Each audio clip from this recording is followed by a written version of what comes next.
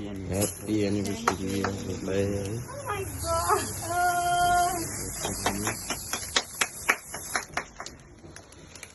हजुरलाई कसले पठाउनु भएको होला के सक्नुहुन्छ हजुरले? मेरो श्रीमानले। 100% हो? हजुर साँच्चै हो नि? साँच्चै हो। के भन्न चाहनुहुन्छ र नि मलाई? उहाँले धेरै धेरै धन्यवाद छ।